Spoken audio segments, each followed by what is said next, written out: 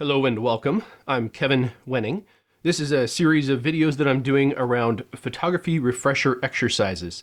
This is designed for folks who are either beginner photographers or maybe you just don't pick up your camera all that often and you're planning a vacation or holiday, you've got some special events coming up and you're thinking, I'd really like to pull out that fancy camera I bought and put it to some good use. But maybe you're a little bit intimidated by it and not know where to start. So this series of videos is designed to, first of all, help you get comfortable with your camera again, and then after that, walk you through some scenarios that you'll encounter in travel photography, since that's my specialty. And the idea is to give you some practice before you actually go on that vacation so you're ready to come home with photos that you're proud of. And in each video, I'll give examples based on my own photos, as well as exercises for you to work through. So all of those are downloads off of my website. And then on each page, I'll give you exercises. Making a photo that looks like each of these will help you to exercise or practice that specific topic that we're covering. And then I'm going to end the series with, or rather add on to the series here, some basic photo editing, because I feel strongly that learning to do some basic photo editing, understanding the components that make up your image, makes you a better photographer at the point of capture. This isn't something that you usually hear on beginner photography or photography refresher talks, but it's something that I feel is super important because it's something that people mess up a lot. And this is something that professional photographers, experienced photographers will debate back and forth about what's the best way to do it all the time, depending on what your situation is and even what your camera manufacturer is, what type of lenses you use. You're going to find something a little bit different. So what I want you to do here is practice with whatever equipment that you have and just get familiar with which one of these options works for you. Whether it's autofocus, manual focus, using set points, if you're using a set autofocus point on your sensor. So just be familiar with that before you get in the situation where you need to use it. So the situation that comes to mind for me, I went to Jerusalem. I was in Israel for a few weeks, taking photos all around the country, and I didn't really understand my equipment at that point. I hadn't fully practiced with it before I went, and I was relying strictly on autofocus on my camera. Well, as it turns out, the camera that I had with me, and even one of the lenses in particular, was not very good at autofocus. So in those situations where I had time to stop and think about making the right focus point and picking out exactly what I wanted to look at in the scene, I really should have stopped and thought about that and done manual focus. But I wasn't thinking. I just used autofocus all the time, and I came home and I realized I had a lot of blurry photos that really were unusable. So I don't want you to be in that situation. That sucks. So let's start here with setting an autofocus point and then recomposing. Focus and recompose has a lot of people that will say, oh, this is a terrible way to do it. Don't ever do this. This is going to make your photos blurry all the time. Yes, it does if you're always using wide open apertures, meaning something like this, like an f1.4 to an f2.8, because you're doing portrait photography and you're really close to your subject. But in these type of situations that I'm talking about, where you can focus and recompose, you're going to be a little bit further from your subject. And I specifically say use f5.6 to f10 for kind of everyday walk around, which means that you have a lot more depth of field when you are setting your focus point and then moving your lens just a little bit to decide what else is in the photo. Now I'm going to demonstrate for you how to do this both on a phone camera as well as on a professional camera, so you can see kind of the difference between the two. Really, they work roughly the same, and yes, you can do this if you only shoot with an iPhone or an Android phone. So it's not something that you have to have a professional camera to pull off. You just have to know how your device works before you go out and try and take these type of photos. And then if you have the luxury and the capability of doing it, always use manual focus, because you know exactly where your focus point is. You know exactly what in that scene you want to draw the viewer's attention to. So I'm going to show you first the examples with an iPhone camera and with my professional camera as far as how to do this with your device, and then we'll get into a few photo examples. I'm going to show this to you using my Sony camera, and I've got it in autofocus right now. So it's doing similar to what your phone would do when you move it to something new. It's going to decide what it's focusing on, and it does a pretty damn good job of it. Now, I'm going to give it a little bit of a problem here. I've got two different subjects in the frame there, and rather than picking one of those to focus on, it's actually doing a pretty good job of focusing on the table. Even though there's nothing of interest there are no contrast points, it's actually picked a nice focus point just on the table there. But I don't like that. I want to decide what I'm going to focus on. And this is the problem sometimes with autofocus, where you've got things at different depths from the lens, or things moving through the frame, and autofocus is always going to continue hunting. If you got it on continuous autofocus, that's great for action because you want it to pick a focus point on whatever is moving towards you or moving away from you, contrast points, etc., or eyes in the frame. But in this case, I've just got a couple of subjects sitting there, and I'm not panning with a moving car or a moving bicycle that's coming through the frame. I'm just standing here steady. So I'm going to switch over to my manual focus, which is what I'm in most of the time, and I'm going to decide I want to focus on this item down here. And then recompose, and this really only works if you are not photographing something that's too terribly close to the lens, because if you are, even just moving your camera like this is going to change the distance of that object from your lens, and it's no longer going to be in focus. So I don't think you can see it on the video that I've got here. Inside of the camera, a lot of cameras will have a focus peaking ability where it's got either zebra lines or it puts red or yellow or something on the subject that's in focus. So I can see here as I'm photographing this, that turtle dragon down there on the bottom left is still the item that's in focus. And you can see that kind of running across the tablecloth in front of it as well. The tablecloth there is in focus, and that turtle in the back is not. So I've focused on a subject here, and then I've recomposed to add something else into the frame. Still works if I want to go vertical as well. I'm still focused on that item down front, and the item in the back is still out of focus. So continuous autofocus is where I'm going to leave my lens most of the time when I'm just doing walk around street photography and I want to grab a shot really quickly, because it doesn't matter where I am, I'm going to grab that item in the frame. And if I just have one thing that's closest to me in the frame, the camera is going to decide that's the item that should be in focus. As you can see, it kind of grabbed that egg there in the front rather than the item in the back. It's deciding that's the closest to the camera, that's got the most contrast on it. I'm going to place my focus there. And then when I move it just a little bit, it's going to decide the item in the background is now the focus point, because that's taking up the majority of the frame rather than the egg on the bottom left. So autofocus can work for you. I don't rely on it personally. I'm just somebody who likes to always make sure that I know exactly where my camera is focusing and decide the focus points for myself. So I leave my camera in manual focus most of the time, and I will do the focus and recompose method where I say specifically for myself, I turn the focus ring on the lens, and then I recompose to add other items into the frame and create different landscapes, different composures after I've decided how far in front of my lens I want my focus point to be.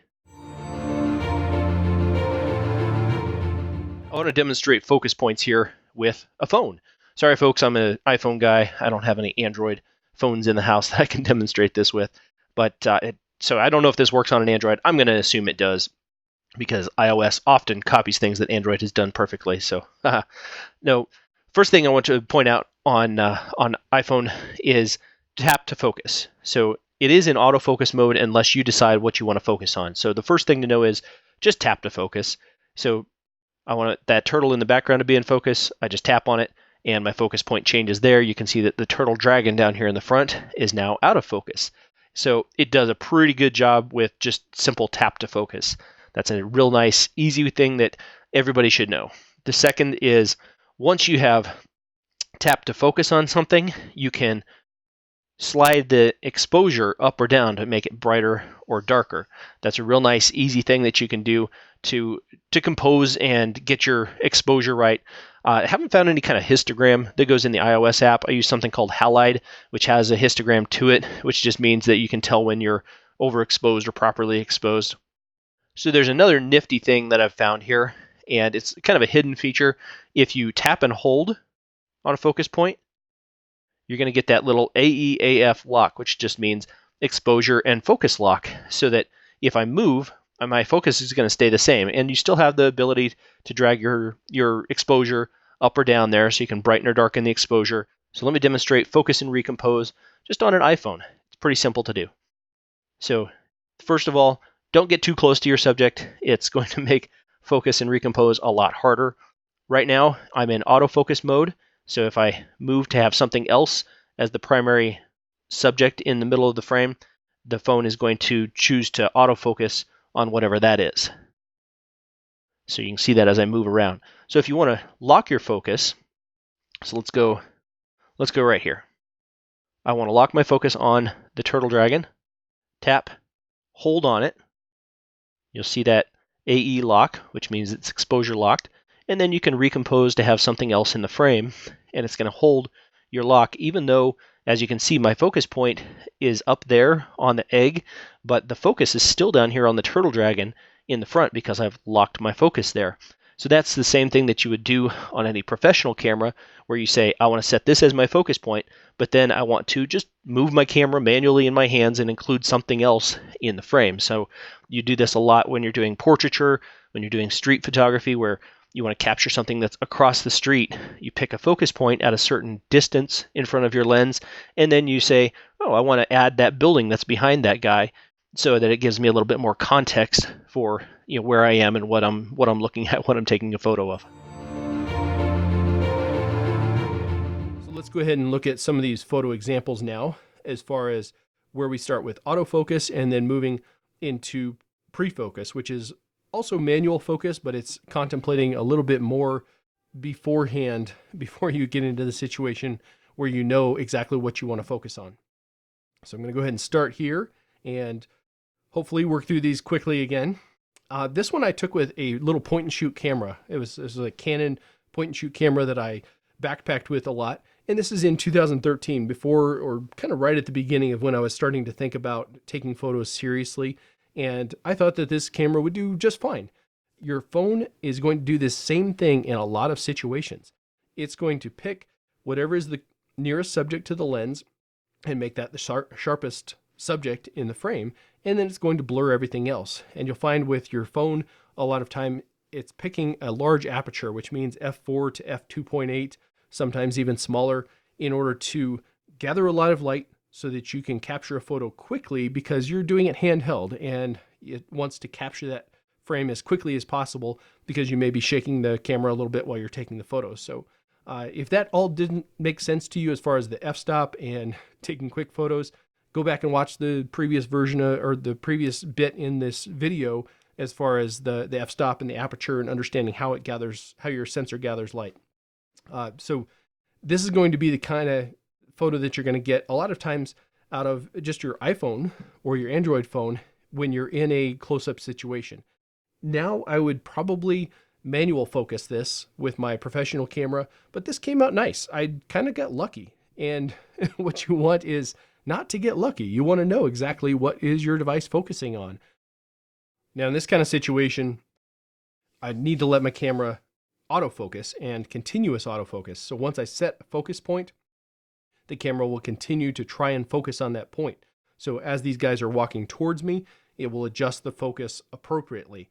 And that's always what you want to do if you're photographing action. So as something is moving through the frame, your camera will lock onto that point and continue to focus, even if it moves closer or further away from you.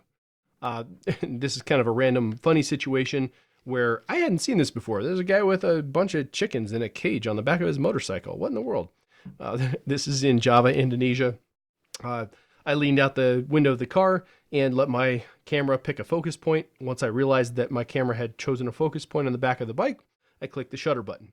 Now, I don't want to get into on this video back button focus.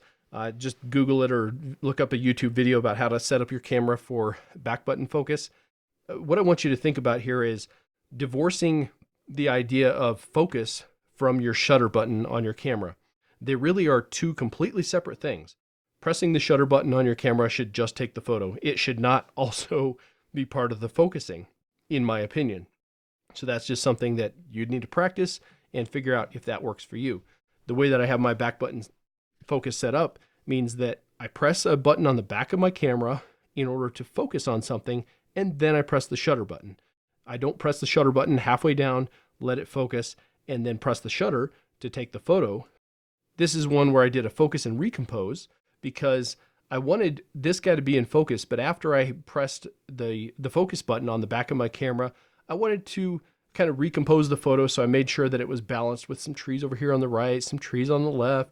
I've got him, kind of in the middle of the frame here on a bottom third, but I can show his hut in the background too, show a little bit of the atmosphere here in the background. So that's something to think about when you are taking a photo. You don't want to just pull up your phone, click the shot real quick. You want to think about what exactly is in the frame. So that's part of the advantage of focus and recompose, in order to say, I want my lens to focus at this depth or this distance in front of the lens. And then after I've executed that part of it, now I want to think about what actually is in the frame.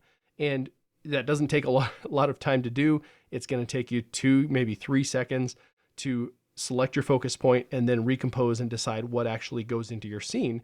But it is a 2-step process rather than, oh, hey, I'm going to take this photo, click the shutter button, and just hope that your camera decides what's supposed to be in focus and that it actually gets it right. Here's another focus and recompose moment. Walking through the streets of Havana, Cuba. I had my camera already set up with the right settings for the light and the time of day, but I didn't want to just pull it up and hope that it grabbed a correct focus point. I wanted to focus on this boy down here in the front of the scene. So I set my focus point here, and then I moved my camera just a little bit to decide exactly what was in the frame. So this is a perfect example for focus and recompose. This lady was walking towards me on the trail with her sheep, and she wasn't paying any attention to me. She didn't care that I was there with a camera. I wasn't advertising that I was a photographer either. I didn't want her face in the photo. So as she walked past, I quickly turned, grabbed a focus point on her back here so that she would be in focus, and then I moved the camera just slightly in order to include the sheep and the meadow here in the background as part of the image. So normally I'll set my focus point in the center, which would be roughly here, but I didn't want a photo of just her in the center of the frame. And a lot of times you don't want your subject right in the center of the frame. So you're going to move a little bit after you choose your focus point to say, okay, what else tells the story of this image? After you've decided this is what I want in focus, now I'm going to think about what else helps me tell the story of what is this lady doing here on the top of the mountain. Now I'm going to look at a few situations where we specifically use manual focus, and we do that on purpose. So this is a situation where I'm standing on the beach. This is a beautiful sunset. I love that there's a boat out there on the horizon. If I just used an autofocus point, who knows what my sensor would decide to focus on here. So if I'm on a wide autofocus, it could choose anything from a point here on the horizon to a wave moving here in the foreground. So I'm going to say, no, I want to focus on the boat. Let's make the boat the focus. So that's the whole point of using a manual focus point, to say, I want this to be in focus rather than the waves in the foreground. Here's another great situation to use manual focus. This is a very busy scene. If I had my camera set to autofocus, who knows what it would pick to autofocus on here, because there's just so much activity here. There are people walking. There are motorcycles and bikes moving through the front of the scene here. There are bright lights all throughout the scene. There's no way I'm going to let my camera decide for me what to focus on. So most likely I picked a focus point down here in the foreground because I was standing up on a balcony. Everything is quite a ways away from my lens. So if I pick a focal point about a third of the way into the image, everything should be in nice sharp focus. Now, the people moving down here in the foreground are a factor of really the shutter speed rather than the focus point. So the focus point just allows me to say, I want this to be in focus and nothing else. The shutter speed affects how much activity I'm getting in the scene. This is a stupa at Borobudur in Indonesia, and this was a kind of a difficult, tricky one. There is no way that I was going to let my camera pick an autofocus point on this because I was standing at the side of the stupa and then had my tripod perched up here on the side of the stupa. So I set my focus point on the top of his head, and then I was kind of just standing there waiting for everybody to walk through the scene and get out of the photo because I wanted a photo with no people in it. So it took a moment for me to wait for that. But then the tripod was maybe 4 or 5 feet above my head, and the camera was 10 feet above my head. There was no way I was going to reach up there and click the shutter button. So I had it on a manual shutter release, and I had already chosen my focus point, and the camera was just set. I was standing there for a few minutes, and then I pressed the shutter release on my remote shutter release in order to take the photo. Here again, there's no way I'm going to let my camera choose an autofocus point here, because these boats are moving in the water. There's birds flying through. There's clouds moving through the sky. Who knows what my camera would decide to focus on? These flags are flapping in the wind. So I chose a focus point down here on the boats in the foreground, because that's what I wanted to be the sharpest point of the image. And that's where I picked to focus, rather than letting my camera decide for me. Let's move forward here a little bit faster. This is one I really remember. Not the greatest photo, but it sticks in my mind because I remember driving down this road and stopping. I was with a guide that was taking me out to the beach there in Indonesia. I stopped him and I said, "What are those things hanging above the houses?" They're jinn protectors, which jinn are, the easiest way to describe it is they're a genie, which just means they could be good or they could be bad. It's something in Hindu religion that has to do with, just spirits, I guess, that they believe in. So rather than zooming in and focusing just on this, if I were to capture just that, you wouldn't know what's going on here. What is this? Why is that hanging there? So I was fortunate enough that there were 2 of them hanging over the houses there. They're protectors over the jinn or the genie that they believe might live there. So I wanted to have enough focus here and down here on the house that you could tell kind of a story. These are protecting the houses. So focus points have to do with, both depth of field and shutter speed, as well as, what exactly is in focus in my image. I'm going to jump forward here a little bit to where we're doing some pre-focusing.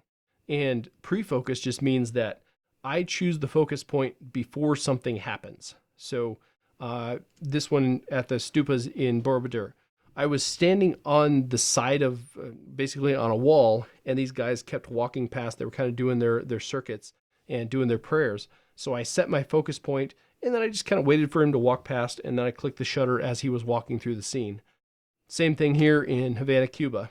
I was standing across the street, and I noticed this guy was kind of standing in his doorway, so I stood there and set my manual focus point on him, on his face, so that I knew he was in focus. And then just fortunately, this gal walked past in front of him, and I clicked the shutter as she was walking past. Now, if I had left my camera in autofocus, it would have seen her walking past and said, "Ooh, hey, there's somebody moving through the scene. That's the most interesting thing happening. Let's autofocus on her face instead of on him."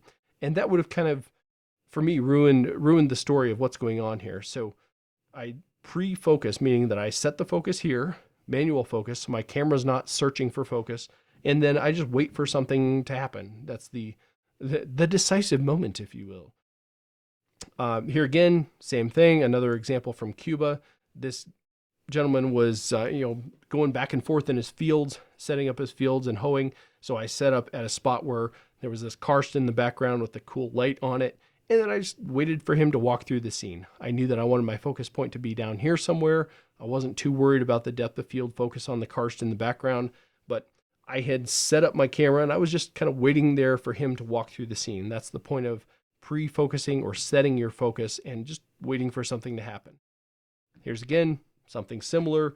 This one didn't come out as sharp as I would have liked, but it kind of tells a cool story. And this is what I do a lot of times with action, where there's something that I know is going to be coming through the scene. And I do this a lot with cycling photography. I'll set up on the side of the road on my tripod or with, just handheld, and pick a focus point in the road where I know there's going to be people running by. There's people going to be coming by on their bikes. And I know that anything that comes through that field of view is going to be in focus. And then I just wait for something to happen, snap the shutter when somebody comes through the frame.